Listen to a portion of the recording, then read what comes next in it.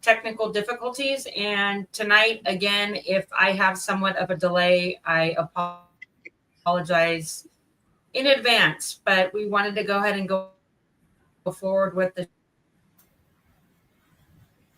show. So anybody watching with my technical difficulties, forward with the show and let the meaning behind the show still live on. So I do the show every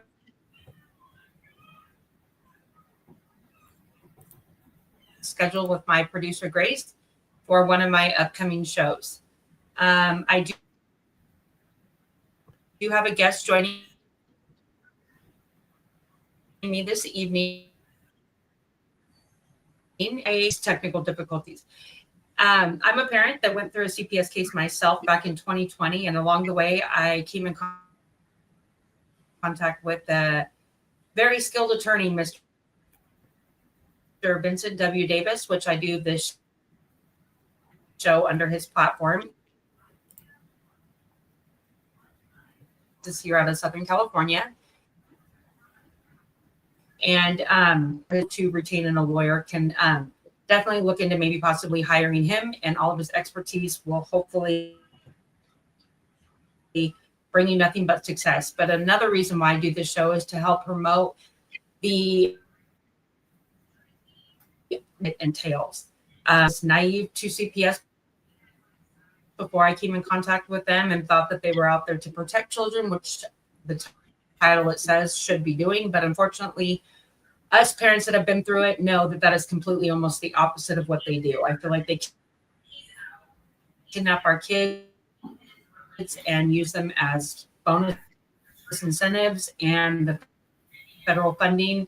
And it's all about the dollar amount, really sadly, at the end of the day. So I'm not going to take too much more time away.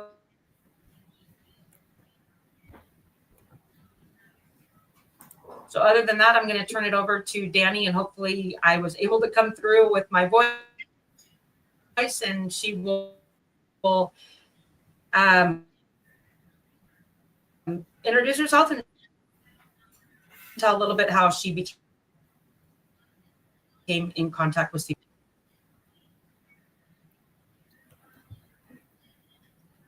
Well, hi, Deidre. Thank you for having me. So my CPS battle started during my first divorce with my first husband and continued on into my second marriage with my mother-in-law. In the past 13 years, I've had 17 CPS cases with about 40 accusations, all ruled out. Currently dealing with an open CPS case right now, and false allegations, lies. CPS caseworker that got on the stand and told the judge she believed I was on drugs because my husband just got sentenced to prison for drugs, and we've been separated for 6 years trying to get divorced. So definitely been through all of it with CPS.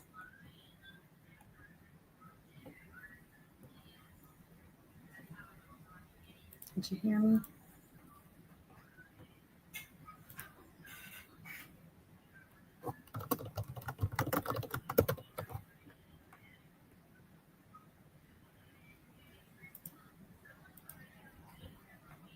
I apologize, but I have such a delay that I don't even know if you're talking or if I'm talking or when it's coming through. This is so frustrating. Oh. Maybe go ahead and just keep explaining. Apologize, because I don't know when I'm coming in and when I'm coming out. This is really frustrating. Well, I heard you just now. Were you able to hear what I said?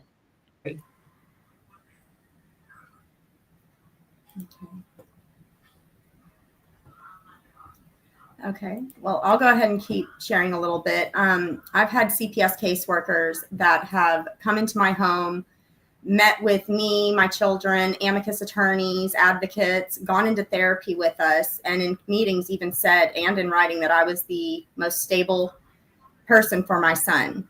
My 13-year-old son has been a victim. I'm backstage. Okay. Oh. Okay. So my mother-in-law has tried to steal my son from me since he was born. The day he was born, she called CPS, accused me of being on drugs. All testing came back negative. There was never any drugs in my system or my son's. Every year, one thing after another, I've been accused of neglect, abuse. Most of the reports have usually 2 to 7 accusations. I have had to undergo drug testing, hair follicles, urine testing, and that was fun when pregnant, because when you go in for a CPS UA, if you're pregnant, like they squat down and stare at you at your private area watching you pee. You're treated like a criminal. And so I've had to deal with that for the last 13 years. Okay.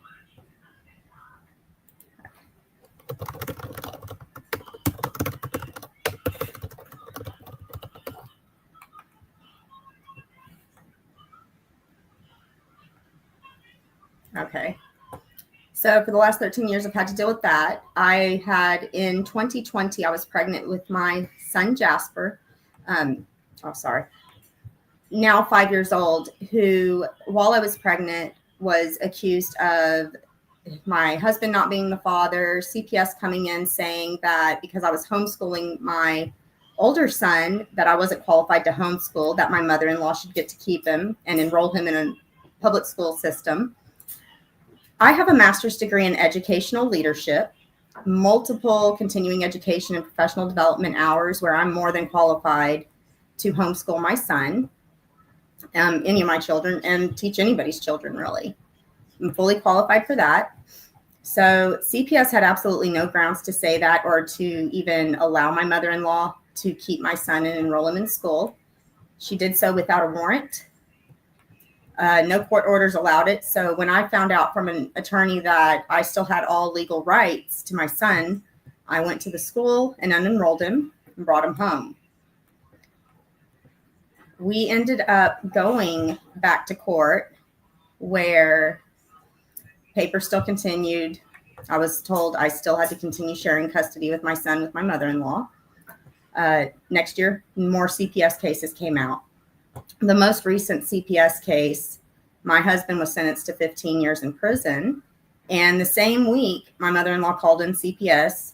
I was accused of, at the time, they wouldn't tell me what I was accused of. I had to file a complaint before I was finally told I was accused of threatening to harm myself and my children, and that I was being physically abusive to my 2-year-old. None of this is true. The investigator never completed an investigation. Oh. Hi, Deidre. I'm on my phone. Bear with me. I apologize. So much better. So much better. Can you believe it? I am so sorry, but I'm so thankful that you're still here. So I apologize for interrupting, but go ahead and keep explaining and I'll pick up where you are at. I was just explaining. Were you able to hear anything that I said? No, nothing. So go ahead, keep talking though, and then I'll fill in when you're going along. Well, it's real simple. I'll pick you up real quick. So for the last 13 years, I have been in a custody battle with my mother-in-law, who illegally got papers signed giving her standard possession of my son. So it's like we split custody. She gets first, third, and fifth weekends every Thursday, a couple hours, a month in the summer, half holiday time, and I get no child support or anything. During all that, she has weaponized CPS and called them 17 different cases. I just found out last week the exact total number over 13 years, each case having between 2 and 7 accusations. So I've had about 40 accusations against me, all ruled out, but they're still allowed to keep calling. So my son's 13 now. I have not been with his father in over 6 years, trying to get divorced. But our cases are consolidated, so I can't just divorce my husband. I have to divorce my mother-in-law too. She's a part of the paperwork. It's all one case. Wow. So my husband in July got sentenced to 15 years in prison for manufacturing and delivering and drugs. Like everything I've tried to protect my son from for 13 years, he's been exposed to repeatedly because of my mother-in-law. And CPS has come after me. And so the same week, if not the same day he was sentenced, I get another CPS case. And it was during her 2-week summer vacation. So they just didn't allow my son to come home to me. I have not had my son in my possession since July 16th of 2025. And I have a 5-year-old and a 2-year-old at home as well. So wait, you're allowed to have your 5 and 2-year-old, but you're not good enough to have your 13-year-old? Well, get this. The 5-year-old has the same dad as the 13-year-old, and the mother-in-law's never met him, never asked about him, doesn't care about him. Whoa. Yeah. I didn't know that much of your story was a little out there, but I mean, I'm not surprised. I mean, wow. So why wouldn't the grandmother want anything to do with the 5-year-old, but only the 13-year-old? So when I found out I was pregnant with the 13-year-old, she told my husband, "That's not your baby. There's no way it's your baby. She cheated on you." Caused a drug relapse, all kinds of stuff. Like, I've spent years trying to get my husband help while his mom is pushing him into that lifestyle and enabling, the drug dealing, the use. She flat out told me she didn't care if he lived or died or went to prison. She just wants my oldest son. It's her do-over. That she thought wasn't his in the beginning. Exactly. And there's never been a DNA test done to prove otherwise. So I'm kind of wow. They look a lot. I mean, there's no denying I've never cheated. So then years later, he's sober. We're doing great. I've gotten him moved away from his mom. He's had no contact. Like, he's doing the best that he's done in years because of his mom and everything that's gone down. I end up pregnant. We're trying to get her to dissolve these papers and be a normal grandmother. So we're like, hey, get rid of these papers. Just be normal. We're about to have another baby. Like, let's just move on. Like, please, begged her. She's like, well, I'll think about it. 2 weeks later, she gives my husband back an old phone with all his drug contacts, tells him the baby's not his, convinces him they're going to sell this baby to his sister who can't have kids. He's gone, just disappears, leaves me pregnant, relapsed. I mean, I have not been with him since. Okay. I call CPS. He shows up on a drug binge, takes off with my son at 5 o'clock in the morning. And how old was your son at this time? Oh gosh, 6 years ago. Oh, he was 7, 8. Oh, okay. About 7 or 8. Okay. Takes off with him. I know exactly where they're at. My mother-in-law won't tell me where they're at. I call the cops and they're like, well, he's allowed, it's his son. I'm like, he's under the influence. They don't care. So they said to call CPS. So I called CPS. I'm like, well, because the cops won't help and my son's missing and dad's on drugs and like, I'm trying to protect my son. I'm sitting here pregnant. So I call CPS and CPS is like, well, wait a minute. You're homeschooling. You're not qualified to homeschool. Oh, dear Lord. I have a master's degree in educational leadership. I have taught 2nd grade, 3rd grade, 6th grade. I've subbed in every single grade, and I taught in private preschool for 10 years. Wait, but that's their main focus when yet you're contacting them because your son is technically MIA, but they're all of a sudden worried about what kind of schooling you give your child. Yeah. Oh my God. It gets better. It gets so much better. Like, I can laugh about it now. I've had years of crying and all this, but it's at the point I'm just like, this is going in my book. This is going to be another chapter. Like, you can't make this up. It's so insane. So they're telling me I'm not qualified to homeschool my son. So he needs to stay with my mother-in-law and be enrolled in a public school. No court order, none of this. And of course, I didn't know then what I know now. And, talking to a lawyer, they let me know, well, there's no court order. You have primary custody. Like, you can just go to the school, unenroll him. So that's what we did. And she held his blankie hostage for 2 months before the judge finally ordered her to return it. And like, that's his trauma bond right there, that blankie. And so I get my son back. We finally go to court. The baby's born. CPS finally, they go into therapy meetings. I have an advocate at the time. And CPS is even like, you are the most stable one for these children. It's in writing. It's in paper. She shows up to court and sits with my mother-in-law, is on the side with my mother-in-law. And at that time, they didn't realize that I was recusing the judge because I had just sold my home and moved counties. because the judge on my case was my first husband's divorce lawyer, who was allowing my mother-in-law to keep these papers. And so when I did that, it shut down the CPS and that court case, and we transferred it to a new court where the CPS got shut down and closed. And then we had a couple years where there was nothing because my husband was in jail. And so I guess there was no drama. My mother-in-law saw my son on her weekends and holidays. But then last year, my husband was out of jail. And next thing you know, I have my fourth child, my youngest son, he has a different dad.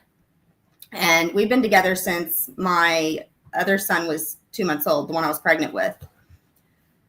They called CPS on him last year and accused him of abusing my son and the other two. CPS came out. They didn't mess with him. He's 6'4". He's 22 years, United States Merchant Marines, like clean record, nothing wrong. They were like, oh yeah, no, nothing. They closed the case so quick. And exactly 1 year to the day, we get this last CPS case when my husband goes to jail, gets sentenced, and CPS comes out and they do not do an investigation because I won't let them, because they won't even tell me what I'm accused of. I'm like, well, I'm not going to continue with this until you tell me what the accusations are. Wait, can I interrupt you and ask you? I'm a little confused. The third child of yours, the 2-year-old, is from not the son of the mother-in-law, right? Okay. No. Okay. So I'm sorry. I have a daughter from my first marriage who's 19. Okay. I have 2 children from my current marriage. We're still married, 13 and 5. And then my last relationship, we have a 2-year-old little baby boy. But so you're not with your most recent baby's dad. We actually, because we broke up last May, but we are still living together currently because of this current CPS situation in court. Like, we weren't even talking.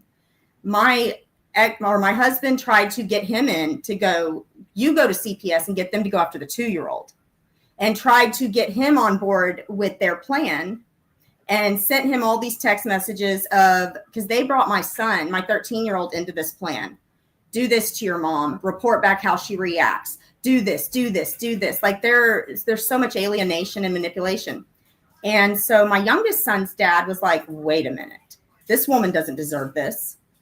Like, my husband has everybody fooled thinking he's a life coach now, certified, turned it around while he's still dealing and wheeling. And sure enough, he just got sentenced to 15 years. So there's so much drama. My book will be amazing when I'm done writing it. Wow. Yeah. So no, he came with me to court, testified, because CPS told him what my accusations were before they even told me. And he flat out told the caseworker, like, this woman is a great mom. Like, if I thought my son was in danger, do you think anybody would stop me from getting through that door and getting to my child? And he even explained to them what's been going on all these years. Caseworker didn't even put it in her report. She didn't even bring any of it up. She went into court and just told the judge, we believe she's a drug addict because her husband was one. And so the judge is like, this TRO, temporarily, I'm going to let them keep your child. And, and I was accused. They said I was going to drive my car into a tree with all 3 of my kids. And I'm beating the 2-year-old and scratching his face up and punching him. And I'm sitting here looking at my 2-year-old, looking at my 5-year-old. And I'm like, the most vulnerable children, and I've still got them with me. Nobody cares about them. They don't even want them. But the 13-year-old has to stay. Makes no sense. Have they ever asked your mother-in-law, on the stand or in record, of why she has no interest in the 5-year-old? No. Shouldn't that show somebody's true character? They're both your blood grandchildren. They've asked her on the stand if I'm a good mom, and she's like, she's a great mom. She said that. So what is her reasoning for keeping your 13-year-old? To this day, I still don't know what the grounds were for her to even get him. We never had a trial. There was no due process. The papers aren't even void. And every lawyer that's looked at them are like, oh, you have a case. You're 100% right, but we won't take it unless you give us $60,000. So we'll just keep filing motion after motion after motion. When did they actually remove your 13-year-old and place him with the mother-in-law? When did the papers originally start? Well, when did they actually physically remove him and put him with the mother-in-law? So he went for a 2-week summer visit in July. He was supposed to go from the 16th to the 31st, and I was supposed to get him back on the 31st. I never got him back. They just let them keep him. So there was no court order for her to ever really have him in her custody? No. And they told the judge that I'm too stupid to teach and that my son's too stupid and doesn't know things. So he needed to get an evaluation and be placed in the proper grade at the public school system. Like I've taught. Wait, I'm so confused because if there's no court order stating that your child needs to be in the custody of the mother-in-law, I would go drive there and pick him up. And okay, so that's why it's so hard to stay on track with this because it's crazy. Sorry, so, I might have missed something. CPS didn't have grounds to remove my son. And in my mother-in-law's affidavit, she said that the caseworker told her there are no grounds, but you should file a TRO. So the caseworker told my mother-in-law to file a TRO, and she did. And so we had to go to family court for the restraining order. And right before the family court restraining order, I had a court-appointed attorney come out to me and give me the CPS court papers. Because here in Grayson County, we have our own CPS court with a judge. And so then I found out I now have 2 cases. I have a family court TRO and a CPS open case now where they're forcing me to comply. Okay. They said I had to do drug testing. I had to do a UA random. They have to do a house evaluation. Somebody came into my house. My son had to do a school evaluation to see where he was placed, which he's on grade level, AB honor roll, and advanced in history. Where that happened. And so like everything that they have said that I wasn't doing, we've proved them wrong. And nobody still has come to like really check out the 5-year-old, the 2-year-old. I mean, I have to take them to therapy. I'm court ordered to take the 2-year-old and the 5-year-old to therapy for the trauma that they've endured. And they have no clue what's going on. Meaning, yeah, the trauma continues as long as you keep their brother from them. Right? Oh, yeah. And I have not been vaccinating my children. I don't want to vaccinate my kids. The first thing my mother-in-law did was went and vaxxed my son up. And you have not lost your parental rights to your 13-year-old, correct? Apparently, the TRO became a motion for 50-50 custody where I get 1 hour supervised. And I can't even talk to him on the phone. My husband in prison has more rights to talk to my son on the phone every night and see him visiting like in person than I do.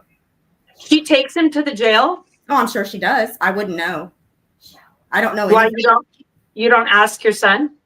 I don't talk to him about what goes on over there right now because I only get 1 hour with him. So I try to keep it as positive. I was going to ask you though, he's 13, right? Yes.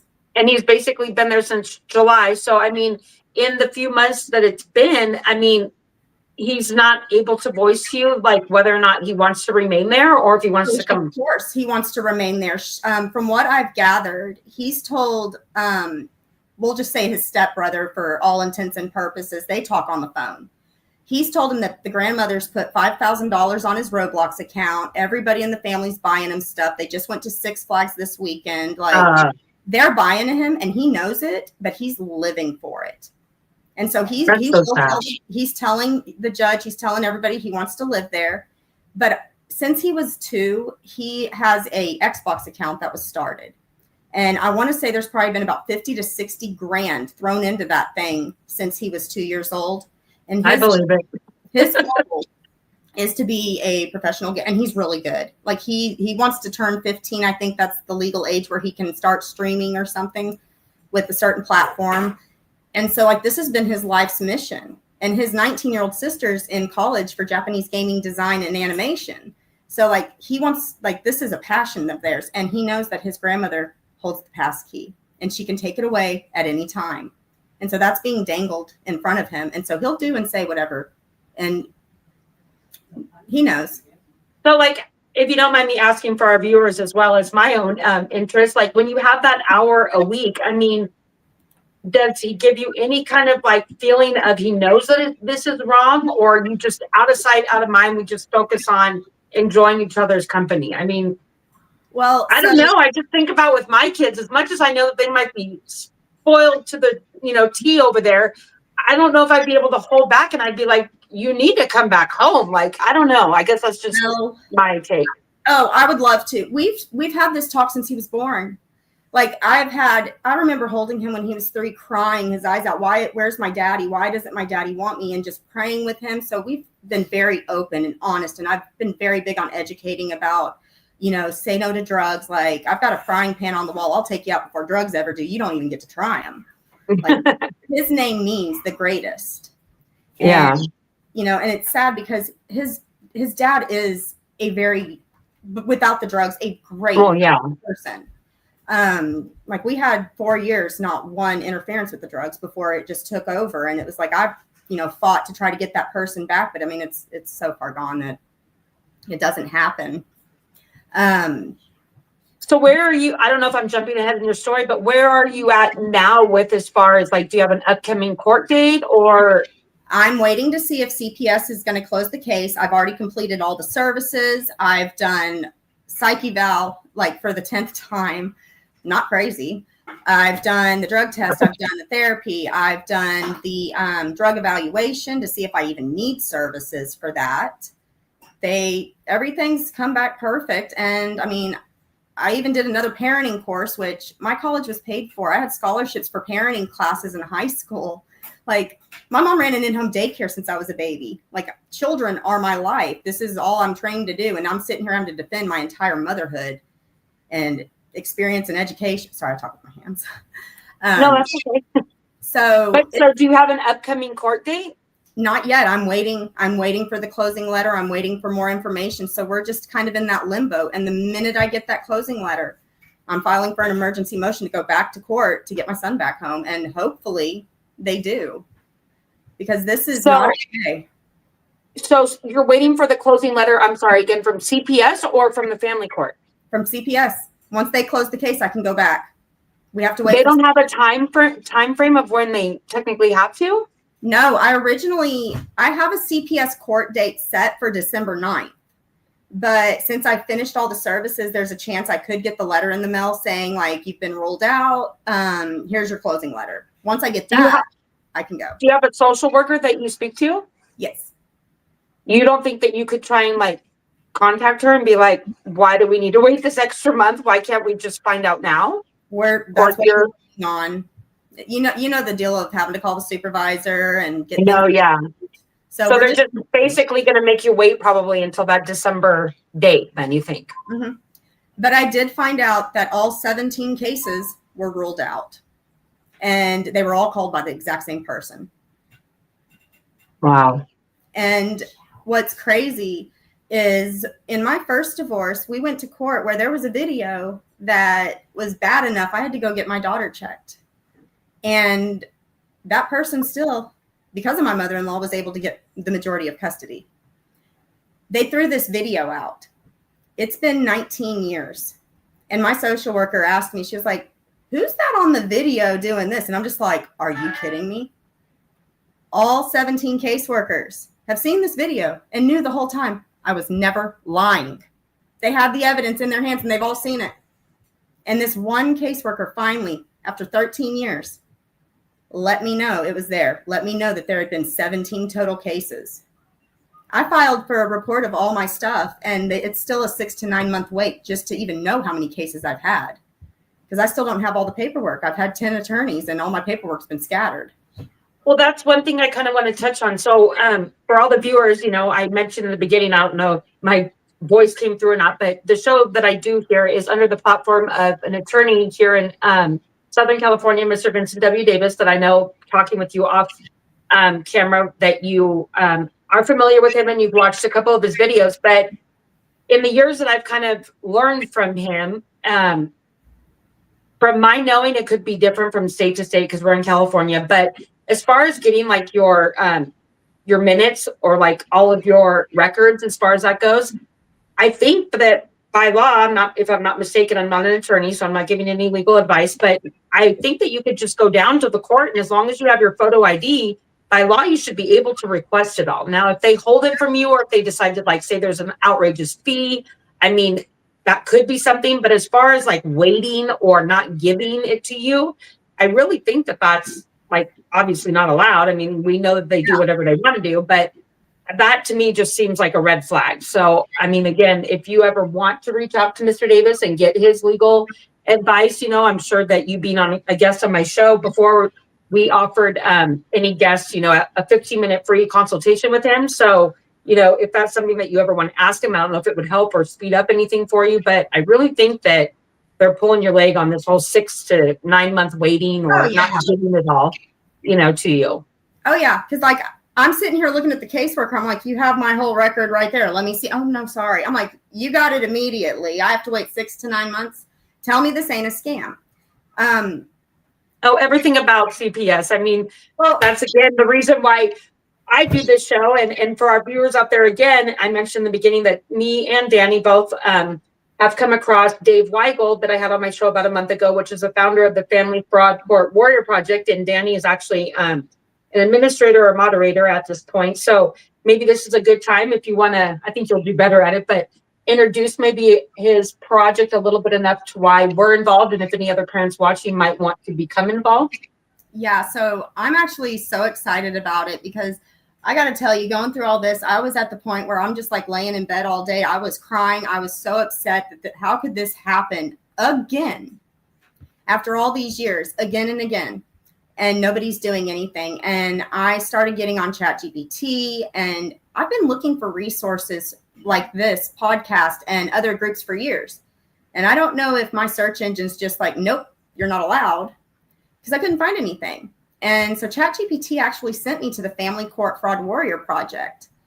And I started out slowly just kind of observing, watching the videos, watching Dave speak, and, you know, going through all the motions. And I prayed on it for a while because I was like, I really think I can help. I think my knowledge and training and what I can do, like, this is such a huge deal. Like, this is bigger than me. And I've never in my life found anybody with a similar, in any kind of situation, even though they're so different. I've never found anybody else similar. I've just found so many people now, and I'm just like, oh my God, I can relate. And so I started reaching out to them, and I was like, let me help you. Please, I want to volunteer. I did all the steps, did my 3 to 5 minute video kind of telling my story with the system and what exactly had happened to me that was wrong. And then I did the exit interview. I submitted, you know, answered the polls, submitted stuff, and it's been amazing so far. It has been like, it took me out of that depressive state of I'm losing my son to now there is actually hope. And because of that, I've seen your podcast. I've met you. I've met so many other people and seen so many others. And it's just given me such a spirit of there's hope. There's a fire that's lit. Like, we can do this. We can help save all these children, as many as we possibly can, and raise awareness to this.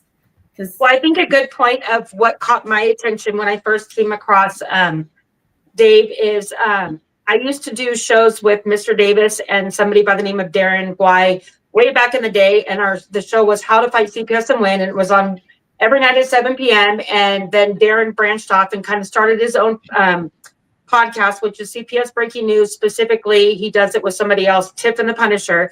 But he had on Dave one night.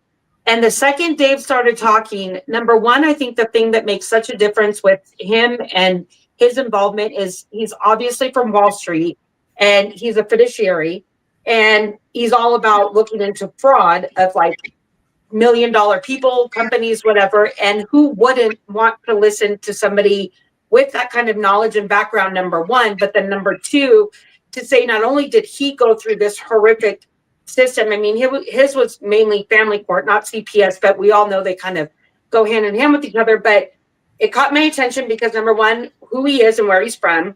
Number two, that he went through something similar for so many years and saw the enormous amount of corruption. And even him, you know, that famous story of him walking into court with being gutter served 3 days prior and literally staying up like 2 days in a row and coming in with however many, you know, basically documents he had uploaded and presenting it to the judge, and for the judge to basically look at him and shaking her head like, you stupid mother effer, like you don't even realize that we are just taking advantage of you and your money.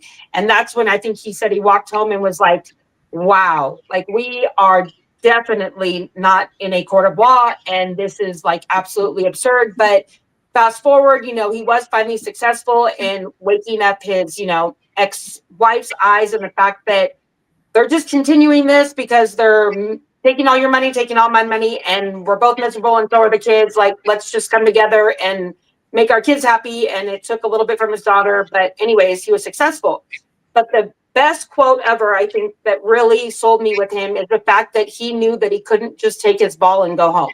Mm-hmm. He knew that all of us parents are out here, and what are we doing? We've got like 5 million Facebook pages or groups. We've got 20 different million, podcasts going, but we're all just kind of bumping our heads because we're not getting anywhere and we haven't been successful in anything. And the second that he really started putting all of his,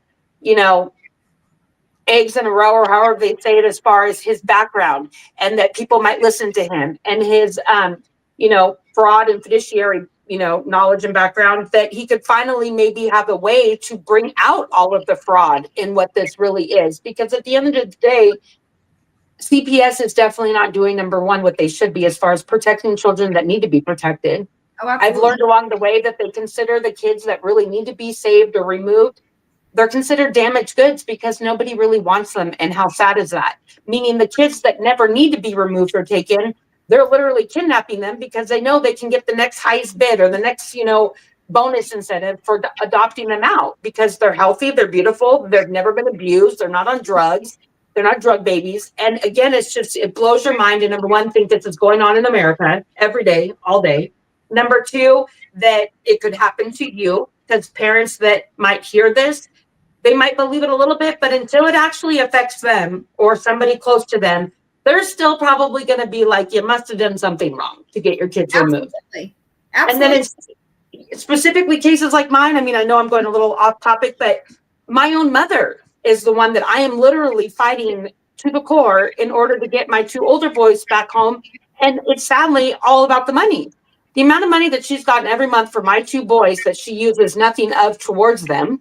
I'm still buying their Air Jordans. I'm still buying all their school supplies. I'm still paying for anything and everything. Every day it's like, Mom, can I get more Robux or can I get more V-Bucks? And I'm like, so when you talk about that, I believe me, I know. But again, she milks this money for her own survival, uses it nothing towards the kids. And again, my kids are the ones that are being traumatized and suffering, and for what? All for the sake of the money for everybody involved. But going back to Dave and his project, I definitely think, as you said, we've already seen changes and successes of what he's doing. And if parents out there watching this want to look more into his project, he says it's not a Facebook page, but it's through Facebook. He uses it as a public ledger, and it's, all about truth and transparency. And what Danny was kind of talking about, doing all these steps. If anybody wants to go and look further into it, they can go on the Facebook page, and under the featured tab on the top, it literally has videos like of what to do and what she was referencing. But again, his goal is at the end of the day to hopefully get 2,000 vested cases that have all been, completely gone through, as far as there's no little errors that anybody from the outside in can try and attack and say, oh no, we found this one person that, had this drug history and now it ruins the whole project. So if he comes across, 2,000 vested cases that, have solid criminal complaints or judicial complaints, then he will go forward with, doing a $1 billion lawsuit and hopefully, finally doing something to take the system down. Because if anything, it's not doing anybody, especially children, good. If anything, it's just like a racketeering, trafficking. I mean, oh my God, you name it. But I know I was all over the place in talking about that, but Danny is going hard with them, and I've seen the amount of work she's done in the short amount of time she's been there. But one thing that I wanted to say when you started talking about it is you started reaching out to them about how you can help and how you want to help, but never did you think, wait a minute, you could still help from their services. But I thought that was so cool how right away you wanted to bring your, knowledge to the platform and help before you even thought of asking for the help yourself. So I really thought that was genuine of you, honestly. Well, so to me, it's all for one and one for all. Like, I have spent over $200,000. I've lost my home, my retirement. Like, I have nothing left. My credit's maxed. It's gone. They took everything. So for me, I'm just like, I've done everything that you could possibly do. It's not, we can't just change our own individual cases. We have to change the entire outlook on this. You can look around you in the classrooms, our whole system in America right now. What is going on with these children? What is going on with these families? They're so broken. They're out of control. And then you look at this family court system and CPS and the numbers that are in this, and you're like, fix this. How many other things are going to be fixed? Yeah. And the fact that they have all like, you know, set up for basically like, again, Dave's famous quote is, it's not a court of law. There's no, I mean, the immunity brings them to be able to do whatever they want. It's always about the judge's discretion. I mean, it's not a jury trial. I mean, there's no way literally around it other than the fact of either you come across somebody again like Mr. Davis that I still am holding faith to, and I really honestly believe that his almost 40 years of doing this has proven to me that he is one of the few, because I get it. Most of the attorneys out there, even if they're CPS or family court, they're just, I mean, their first obligation is to the courts. I mean, they literally took an oath to say that's who they, you know, answer to first, not their client. It's to the court and all, you know, the judges and whatnot. But people like Mr. Davis, I feel like honestly still are in it for the right reasons. But I think I lost my train of thought there, other than the fact that, you know, it's just, we're set up for failure from day one. I mean, CPS gets in your life and they make a narrative. And if you're not the one that they're favoring with, then I feel like you're almost unsuccessful no matter what you do. The first thing everyone says, right, is I've done everything on my case plan. And you almost just right away want to like kind of shut them up in a way, because again, that's what everyone says. And then it's almost like they had no reason to take my kids, or they didn't have a warrant, or they didn't have anything. And again, you're just kind of like laughing, but not laughing, because it's almost the same thing with everybody's case, just a different name. You know what I mean? And then there they are at their TPR hearing wondering, they're really about to terminate my rights and I'll never see my kid again. And then that's what they do. And the children are then never followed up with. And this is what our society is turning into. I mean, I feel sorry for our kids to think, God forbid, what life is really like come the day that they might have kids. Oh, and you know, one of the most shocking things for me that I found out during a sober moment of my husband was how many of those attorneys and people involved that he would sell drugs to. Oh, they're all guilty of everything they're coming after everybody for, but they've got immunity. Or half of these social workers don't even have kids, but yet they're telling you how to be a parent or what you're doing wrong. And it's like, or let them have a psych eval. Let them be drug tested.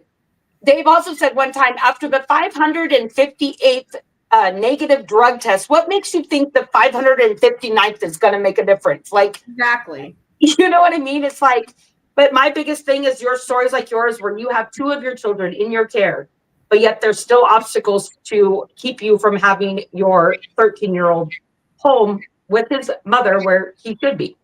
Yeah. And right now, because of all this, like my youngest son's dad moved back in for our own safety and protection. Because I have like this, and I don't even think it's an irrational fear, but like SWAT's going to come flying through my doors and windows to come do a drug bust and search my house. And I'm just like, I've never even done drugs.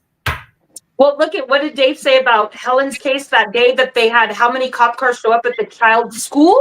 Was it 6 or 9? It was. I mean, wait a minute. It's like, why would you even dare go and do that to a child at their school in the first place, let alone have 7 to 9 cop cars? I mean, what kind of traumatization are you doing right there in itself? I mean, my gosh. They don't care. No, they don't. Me as an educator, I am a mandated reporter, right? Okay. I have had, in my 10 years as a professional school teacher, I've had 2 instances where I needed to actually call CPS and report it because it was actually necessary. Even when you call, it's not anonymous. They have to take your name. They won't take the report unless you give them your name. Well, then I give them my name. They look me up. We can't take a report from you. Nothing you say matters. Because I've had I've called CPS on my husband and my mother-in-law. Because of them, my son's been exposed to a meth lab. He's seen it all because of CPS literally taking him and dropping him off after an interview with my husband at his drug dealer's home. I didn't know by law that they could actually not take a call to CPS. I thought by law they still have to go out and like investigate each and every call. They refused to take my reports on 2 different it was 2 different years, 2 separate students. One student, I don't know if anything ever happened. But the other student, it took about 3 months before another person not related to me or the school actually called and they did something about it. And Okay, but let something happen to that student of yours, knowing that it was your student, and then them coming back and trying to get you reprimanded for being a mandated reporter and saying that you didn't call. exactly. And Like, how they'll flip the script on you however it favors them. well, and then I'm also going, I have 17 CPS cases. How am I allowed to still teach? Yeah. Or how are you allowed to still have your other two children in your care? Right. Like, and every one of my students, their parents, they all knew what was going on because they were questioned. That CPS would show up at my job wanting to sit in my classroom and watch me. Like, are you kidding me?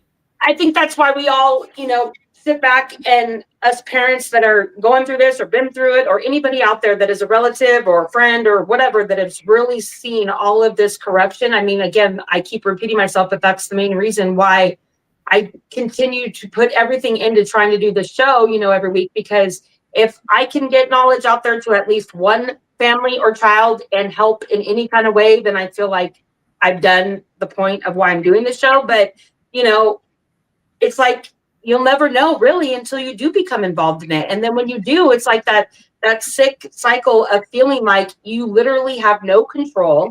You have no way to help yourself or help your children. I mean, my kids right now, my two older boys, my oldest just turned 13, my middle turned 11.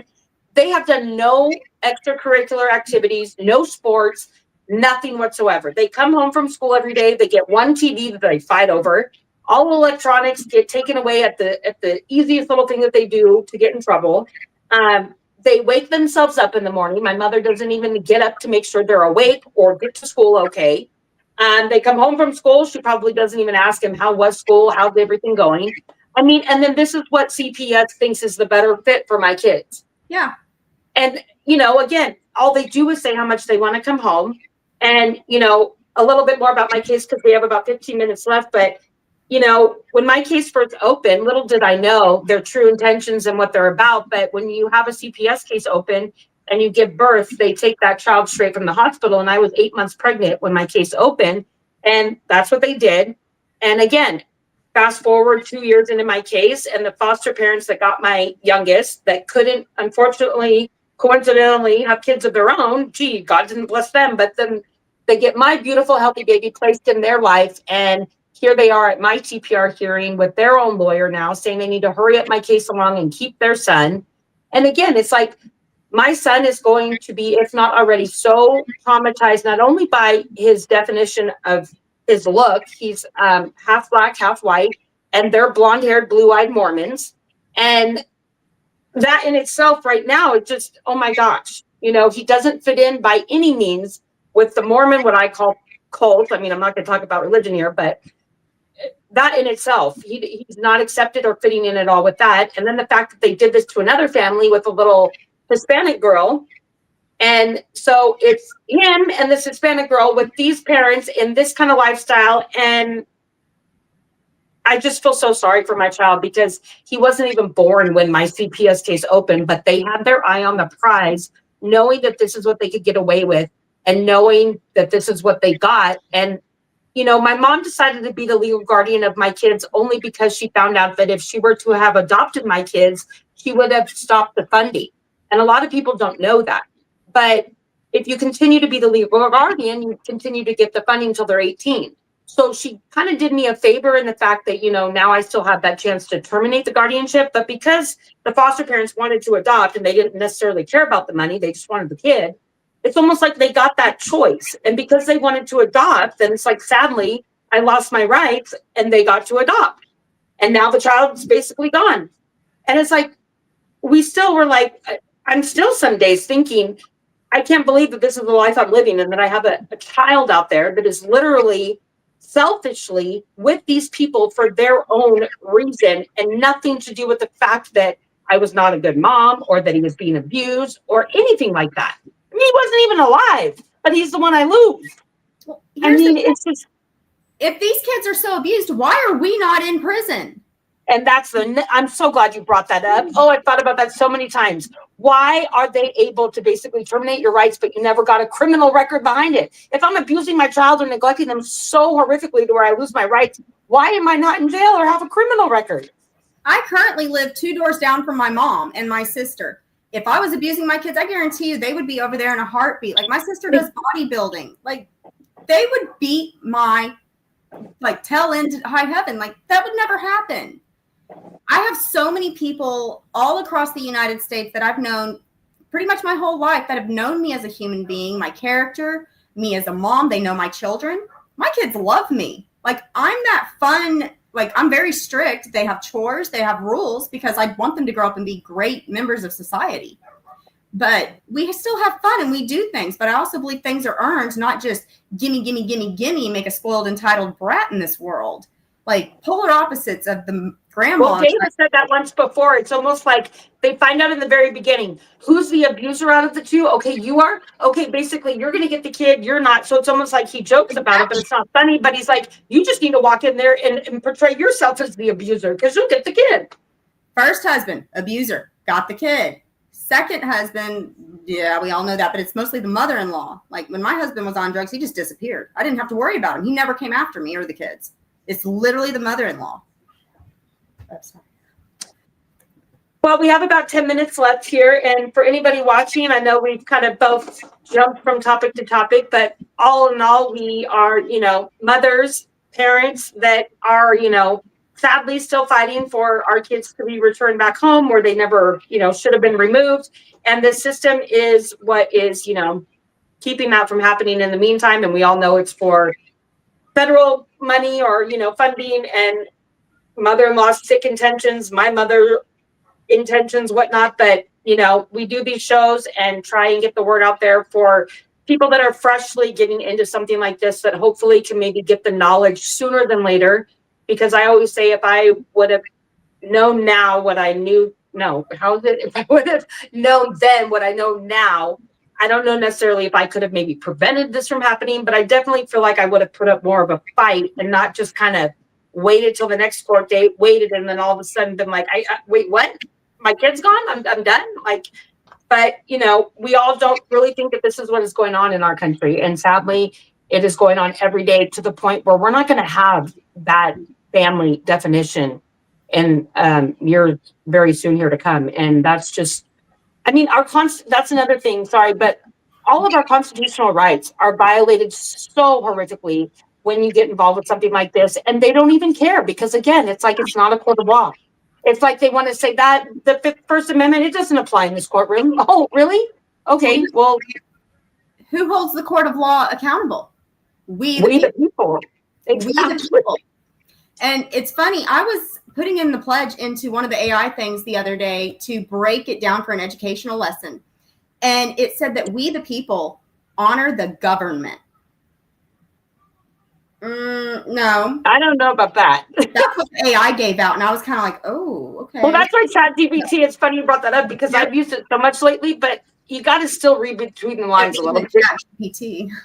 I feel like it's almost become like a person or a friend of mine, like sometimes, and then I'm like, wait a minute, this is just a freaking computer thing that I'm putting information into, but people can be easily persuaded, I treat mine like my personal assistant. I mean, it has helped me do so much, like all the things like I wanted to do, but I just couldn't quite understand how. It's like filled in the blanks, and I'm just like, oh, this is awesome. I can get kind of scary, but awesome. I refused to use it for years. I was like, I'm not getting into AI. I've seen iRobot. It does not end well. But yeah, really, like, we're good now. We've made a pact. She likes it. Oh, Lordy. Well, I know people might have been leaving comments and stuff, but we all know how that goes with me and technology. And I don't even know if I've been able to read any, but I'm glad that I was able to go through with the show. And we have about 5 minutes left, but anybody out there again watching, I do the show every Wednesday at 5 p.m. Pacific. So if you want to ever be a guest, you can call the 888 number on the bottom corner of the screen. And then also just to talk one more minute about the Dave Weigel's Family Fraud Court Warrior, it's such a mouthful, Warrior Project on Facebook. Anybody want to find out more information about that, to go on Facebook and look him up, or you can reach out to myself or Danny. This might be a perfect time for you to give out your information of any, if you'd like, if people want to reach out to you in the future. Okay, Do you have like your website or page or anything like that? I don't really. I mean, I'm on Facebook. You can find me on the Family Court Fraud Warrior Project There you go. message. You can email any questions at help@fraudwarrior.org. We'll get back to you. But I highly suggest checking it out, going through, watching the videos, looking at the stories that others have to share, especially if this is something that's so hard for you to imagine or believe. And I've had friends that have witnessed this and seen it for so long, but they are so scared of an attack coming their way. They don't want to get involved. They don't want to stand up. They've seen it. And so they're scared. No, that's the sad part of, all of this as well, is not only is CPS really good at breaking you apart as far as all of my family, what little I had, I mean, obviously my mother, but have all turned against me. They think that still there must be something that I'm doing wrong, that I didn't ever get my kids back. But, it's like Division of Children's Services is what some of the places are called in some counties or states, but it's literally, they divide and conquer. The more family and friends that they can, pull away from you and make you really look like you're the problem, the better they succeed. And that's really sad because, again, at the end of the day, you need your family and friends to depend on in something such horrific as this. But again, people just get scared and they think that they're like the law or they're the, system. We have to believe them, or we're scared that it might happen to us. So we're going to side with them. And they literally go against their own family and friends. And it's sad, but hopefully one day this might be, turned around. And if anything, our kids are what are being affected the most. And that should be a concern of everyone's. So again, anybody out there that want to be a guest on my show in the future, Mr.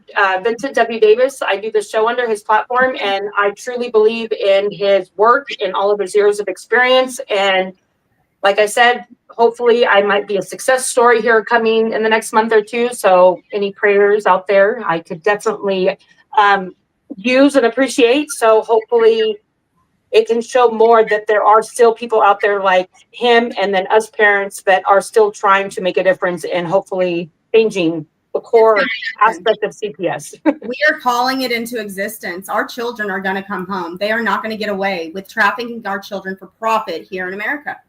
It's not okay. It's not. We're not accepting it. Well, God blessed us with our children for a reason, and nobody else to be able to come and take them away from you just for financial gain. It's really sick. But do you have any closing last words you'd like to say before we end the show? No, I'm glad it worked out. It was so great to meet you. I hope we'll get to talk again soon, and hopefully I'll have a great update for you. No, yeah, and I was going to say, if you ever want to come on in the future, just let me know, and then we can give all of our viewers an update to your story so we see how it turns out. So hopefully you could be another success story too here in the future. Oh, I'm willing it into existence. There's no negativity here. Like I refuse to let anybody even mention any kind of negative outcome. I'm like, no. Well, they always say whatever you associate yourself with is what ends up being. So hopefully, that plays out too. And the fact that if you just believe your child's coming home, your child will come home. That's my child. Yeah. He loves me. He's coming home. All right, everyone. Thank you for tuning in. And I will be back here next Wednesday at 5 p.m. Thank you, Danny. Have a good night, everyone. You too.